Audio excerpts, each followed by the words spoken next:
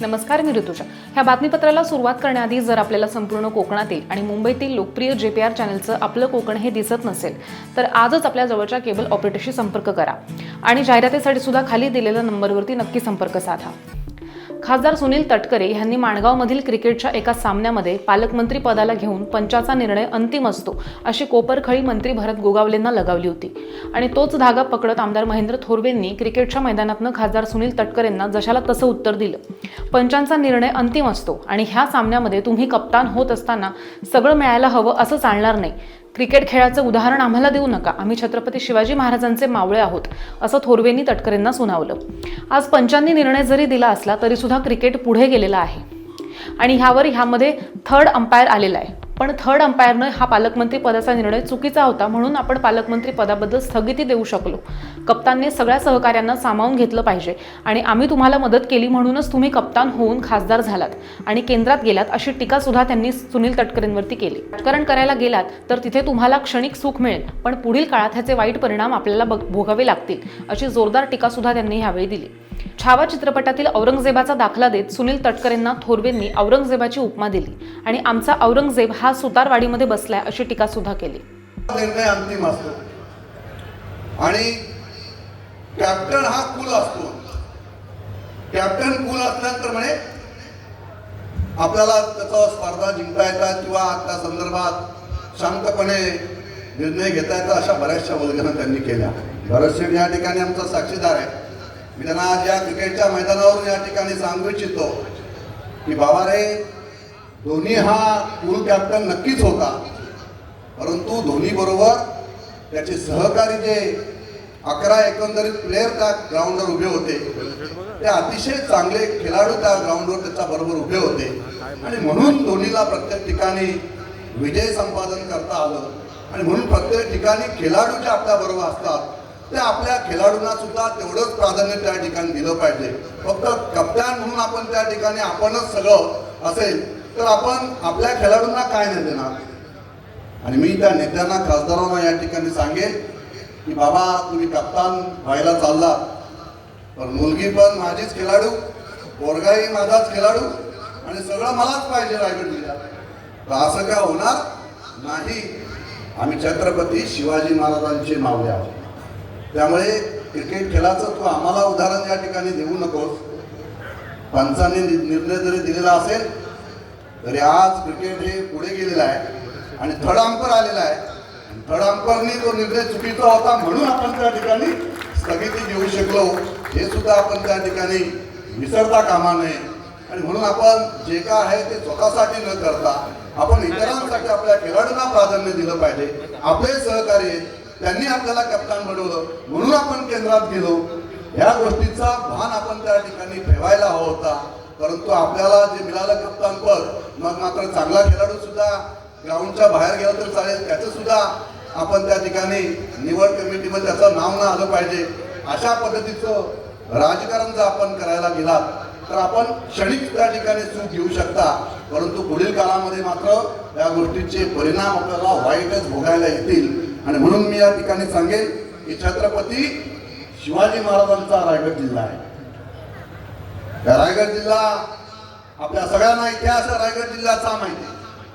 छत्रपती शिवाजी महाराजांच्या पदस्पर्शाने पावन झालेली ही भूमी आहे.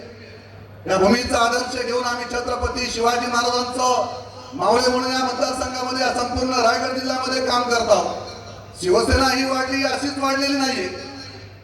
शिवसेनेने जो भगवा खांद्यावर घेतला तो संतांचा भगवा ध्वज वंदनीय बाळासाहेबांनी खांद्यावर घेतला आणि बाळासाहेबांचा भगवा शिवसेनेचा भगवा ध्वज आम्ही रायगडच्या तिन्ही मावल्यांनी खांद्यावर घेतला. आणि म्हणून आपण सगळ्यांना माहिती छावा चित्रपट आपण साऱ्यांनी पाहिला असेल. संभाजी महाराजांची झालेले आपण त्या ठिकाणी जे काय औरंगजेबाने संभाजी महाराजांच्या बाबतीत जे कृत्य केलं तेही आजच्या युवकांना स्फूर्ती देणार आहे. आणि म्हणून छत्रपती शिवाजी महाराजांनी रायगड जिल्ह्याच्या या भूमीमध्ये जे कार्य उभं केलेलं होतं हे कार्य संपूर्ण रायगड जिल्ह्यासाठी नव्हे, महाराष्ट्रासाठी नव्हे, देशासाठी नव्हे तर जगभरातील असणाऱ्या राष्ट्रांनी छत्रपती शिवाजी महाराजांचा आदर्श घेतलेला आहे. आणि म्हणून संतांनी जी उपाधी दिलेली आहे की या भूमंडलाचे ठाई धर्मरक्षी ऐसा नाही, महाराष्ट्र धर्म हिंदू धर्म राहिला काही तुम्हा कारणे. आज या राज्यामध्ये या देशामध्ये या हिंदू धर्म राहिला असेल तो फक्त आणि फक्त छत्रपती शिवाजी महाराजांमुळे राहिलेला होता. आणि छत्रपती शिवाजी महाराजांचे आम्ही मावळे म्हणून रायगड जिल्ह्यामध्ये आम्ही काम करत आहोत. राजकारण तुम्ही सुरू केलेलं आहे, त्या राजकारणाला आम्ही भीक घालत नाही हे जाहीरपणे आम्ही या ठिकाणी सांगतोय. आजही जरी लोकशाही राज्य असेल, आजही छत्रपतींचा विचार देऊन आम्ही काम करत आहोत. परंतु आजची परिस्थिती आपण पाहिली. छत्रपती छावा चित्रपटामध्ये दाखवला आपल्याला की औरंगजेबाचं स्थान कुठे दाखवलं होतं? अकलूज, महाराष्ट्रातला असणारा अकलूज मध्ये येऊन डेरा बांधून त्या ठिकाणी फितुरीच्या संभाजी महाराजांना त्या ठिकाणी कैद केलं गेलं. आणि आजचं अकलूज कुठे? सुतारवाडीला. आजचा औरंगजेब कुठे? सुतारवाडीमध्ये बसलेला आहे. चुकीच्या पद्धतीने राजकारण आमच्याशी करा यापुढे लक्षात ठेवा. कर्जत मतदारसंघ लढलोय, पुढच्या वेळेला भरत शेठ साहेबांनी आशीर्वाद दिला तर रायगड मध्ये येऊन त्या ठिकाणी रायगडची लोकसभा लढवण्याची तयारी आम्ही त्या ठिकाणी ठेवू. मग मात्र तुम्हाला आम्ही दाखवून देऊ की ज्या आमदारांमुळे तुम्हाला रायगडचं खासदार म्हणून होता आलं, यापुढे ग्रामपंचायत सदस्य सुद्धा होता येणार नाही याची तुम्ही जाणीव ठेवावी. कारण आम्ही छत्रपती शिवाजी महाराजांचे मावळे आहोत. आम्ही प्रामाणिकपणे काम करतो, दिलेला शब्द पाळतो. गद्दारी आमच्या रक्तात नाही. परंतु तुम्ही पाठीत वार करण्याचा प्रयत्न कराल तर मात्र आम्ही समोरून वार करून, ज्यावेळेला समोरून वार करू त्यावेळेस तुमच्या लक्षात येईल की आमचा रायगडचा मावळा भरत शेठ अजून या ठिकाणी प्रामाणिकपणे उभा आहे. तोपर्यंत ते मावळे आम्ही सगळे त्यांच्या पाठीशी ठामपणे उभे आहोत. आणि कोणत्याही परिस्थितीमध्ये आज याच ग्राउंड मधून सांगतोय की भरत शेठ यांना रायगडचे पालकमंत्री केल्याशिवाय आम्ही स्वस्थ बसणार नाही. ही आमची शपथ सगळ्या दोन्ही आमदारांची आम्ही बरोबर आहे. त्यामुळे आम्ही महायुतीमध्ये काम करत असताना युती धर्म आम्ही पाळत आहोत. आपणही त्याची जाणीव ठेवावी आणि या रायगडच्या राजकारणामध्ये सहभाग दाखवावा. आमदार महेंद्र थोरवेंनी अलिबागच्या क्रिकेटच्या मैदानावरनं खासदार सुनील तटकरेंचं नाव न घेता आपला औरंगजेब सुतारवाडीला गेलाय अशी टीका केली होती. यावर अनिकेत तटकरेंनी प्रत्युत्तरही दिलंय. कालची आलेली गद्दारांची पिलावळ जर अशा प्रकारचे वल्गन करत असेल तर जशाला तसं उत्तर देऊत, असं अनिकेत तटकरे म्हणालेत. सुरुवातीलाच महेंद्र थोरवेच्या त्या वक्तव्याचा जाहीररित्या निषेध मी या ठिकाणी करतो. गेले 40 वर्षाहून अधिक काळ मान्य खासदार तटकरे साहेब रायगड जिल्ह्याच्या, महाराष्ट्राच्या सेवेसाठी अहोरात्रपणाने काम करत आहेत. ते कालचे आलेले पिल्लावळ, गद्दारीचे पिल्लावळ तर अशा प्रकारे जर वल्गना करत असतील, जसाच तसं उत्तर आम्ही सर्व मंडळी निश्चितच त्यांना देऊ. खरं तर ही गद्दारीची पिल्लावळ जी महेंद्र थोरवेंच्या कर्जतमधनं सुरू झालेली आहे त्याचं एकच छोटेखानी मी उदाहरण आपल्याला देऊ इच्छितो. स्वतःला सत्यवान मानणार किंवा आभास निर्माण करण्याचा प्रयत्न जो काही केविळवाणी तो करतायत. आपण मी तुम्हाला फक्त आदित्यताईंच्या विधानसभेच्या निवडणुकीमधलं एकच छोटंसं उदाहरण देऊ इच्छितो आणि ते पण पुरावे देतो.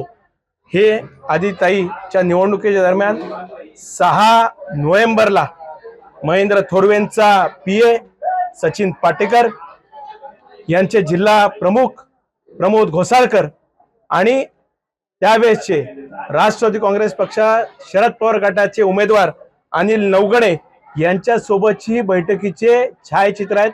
त्याचे व्हिडिओ सुद्धा माझ्याकडे आहेत. मी इतक्या दिवस काही बोलत नव्हतो. आम्ही सुसंस्कृतपणाने महायुतीमध्ये कुठेही तडा जाणार नाही याच्यासाठी श्रद्धा आणि सबुरीने आम्ही इतके वेळ सगळ्या गोष्टी घेत होतो. मात्र आता काल ज्या प्रकारे महेंद्र थोरवेंनी त्यांच्या लायकीच्या पलीकडे जाऊन तटकरे साहेबांवर जी काही टीका केली आहे त्याच्यामुळे आम्हाला सुद्धा आता तोंड उघडावं त्या ठिकाणी लागेल, एवढाच इशारा मला त्यांना द्यायचा आहे. त्याचबरोबर त्यांनी तेही सांगितलेलं की जर का मी निवडणुकीमध्ये विधान लोकसभेला उभा राहिलो तर तुम्हाला साधा ग्रामपंचायत सदस्य पण राहता येणार नाही. थोरवेंनी आधी स्वतःच्या निवडणुकीच्या दरम्यान स्वतःच्या वॉर्डामध्ये पुढे होते का हे पाहावं. खासदारकीच्या निवडणुकीमध्ये सुधाकर घारेंनी जर काम केलं नसतं, राष्ट्रवादी काँग्रेस पक्षाने काम केलं नसतं तर बारणे साहेब अजून मागे गेले असते. स्वतःच्या जिल्हा परिषद मतदारसंघात सुद्धा खासदारकीच्या निवडणुकीमध्ये थोरवे हा मागे आहे, हे त्याचं आत्मपरीक्षण त्यांनी करावं आणि मग बाकीच्या वर्गांना करावे.